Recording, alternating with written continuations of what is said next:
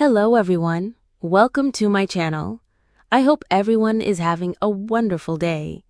Before starting the video, please hit the subscribe now this start video.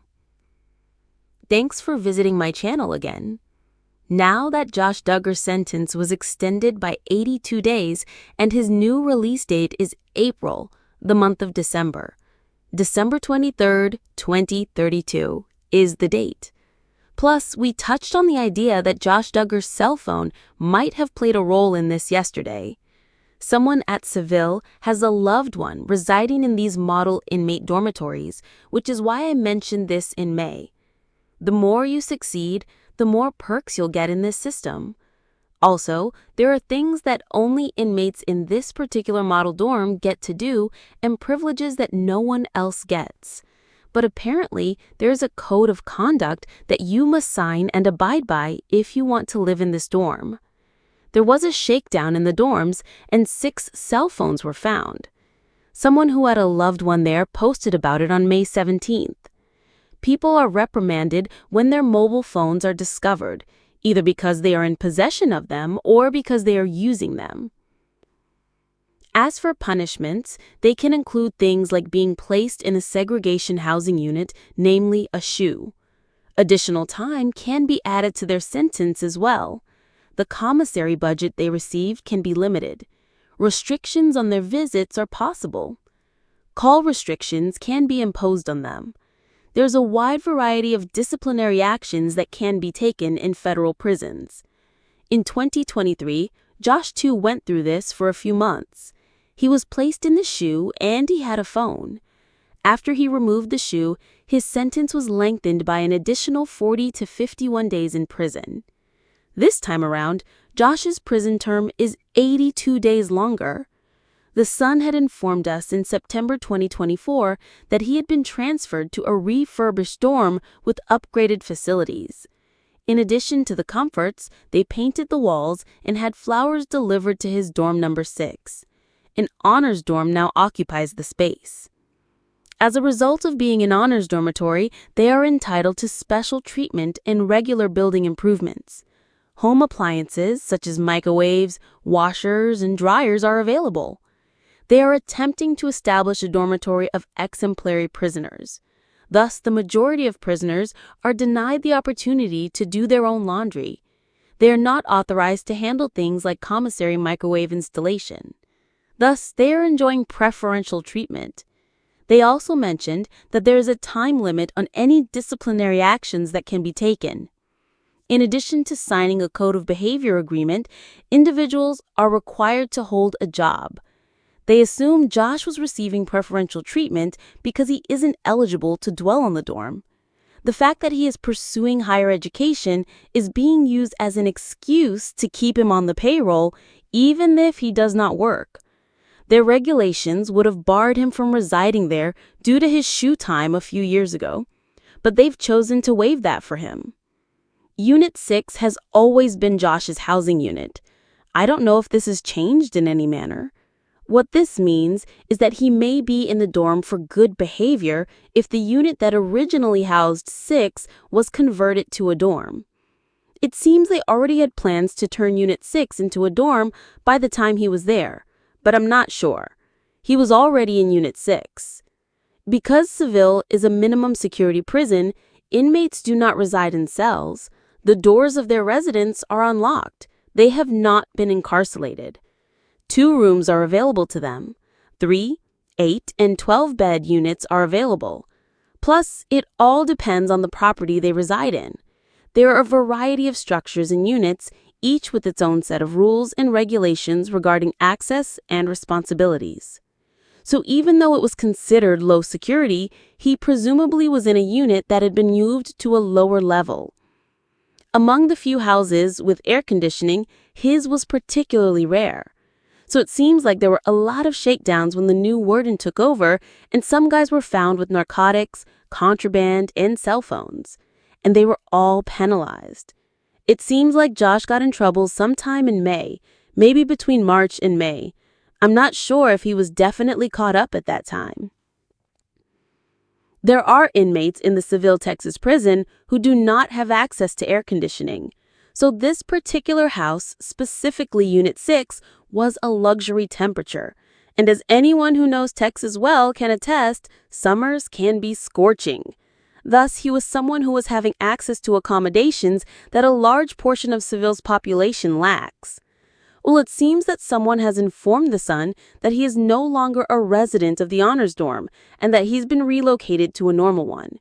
He had been residing in the luxurious dorm for nearly an hour, and they still don't know why he was moved out. If anything has changed, I would like to know that because Josh has always lived in Unit 6. So if he's in there, it's because they decided to transform the unit that originally housed 6 into a dorm in the sake of good behavior. I'm not entirely certain, but it seems like they already had decided to turn Unit 6 into a hostel by the time he was there. At this point, we have some information. After 2 more months, he's already left the dorm. So he's been utterly screwed up, hasn't he? Inmates at low security facilities can be transferred to medium or even maximum security facilities if they incur a certain number of disciplinary actions within a certain time frame, according to a process outlined by the federal government and the prison system. When prisoners get into trouble, there are a lot of processes that must be followed. Moving prisoners to other prisons is another prevalent practice while they are incarcerated. Over the course of their term, it is not uncommon for an offender to spend time at more than one facility. While some stay in the same facility, others are transferred frequently. I don't think he was ever a model prisoner, but now that he's out of the specialist dorm, it's official. The likelihood of his incarceration in a building without air conditioning is high. Thus, he will have to cope with the heat and other conditions typical of a Texas prison. They have the option to transfer him to a more secure facility with even less privileges if he persists in this manner while still having access to phones. So when you're behind bars and trying to make the most of your life, the majority of people, those who are serious about using their time for good, try to maximize their efficiency by getting degrees or rehabilitating themselves and improving their lives outside of prison. It would seem that Josh still believes he is entitled to do anything he wants and doesn't have to follow the rules. He is under no need to conform to societal norms. I feel that this was expected given that he has received 2 disciplinary proceedings. Josh's sentencing bled all of this, an enormous show put on by the families. Everyone who signed the letters that Jim Bob had write assured the judge that this was Josh's last chance at trouble. No other matter would ever bring them before the court. He seems like the perfect prisoner. There will be no disciplinary measures taken against him. The assurance that this one incident would not define Josh was taken at face value. Because of his dedicated wife, parents, and extended family, the judge was deeply moved by the outpouring of support he received and was impressed by their willingness to devote their lives to helping him recover upon his release from jail, in addition to promising various forms of assistance. Moreover, the prosecutors of the case paid no attention to the letters whatsoever. Actually, their overall impression of Josh was basically an unreformable person. Because of his extreme narcissism, mental games, and sense of entitlement, he will never admit fault for his actions. In any situation, he could identify a scapegoat. They brought up the fact that he persisted in implicating these other people despite the lack of proof. Even after this, he maintained his denial of blame. It was speculated that his denial of responsibility in the role would lead him to avoid rehabilitation programs like SOS once he was in prison. This was because admitting he had done something wrong would be too painful. In order to participate in the SO rehabilitative and therapy programs available to convicteds at Cybele, it is a requirement of the programs that they acknowledge having participated. They must recognize that they have been victimized.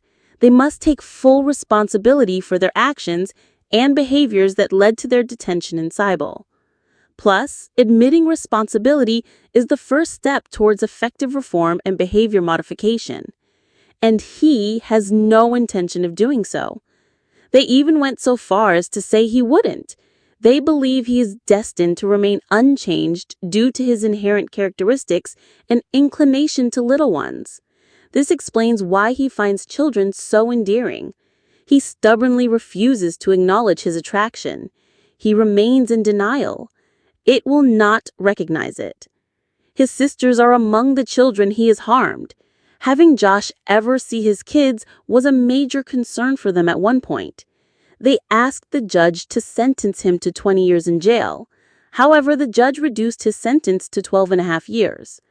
According to their assessment, Josh is among the most dangerous criminals. He downloaded some of the most scary and horrible content, engaging in unsettling behavior. This material he saved to his computer is like the absolute worst of all time. Josh obstructed CPS and the Department of Human Services from interrogating his children. As was made clear, the fact that his children are minors has caused them great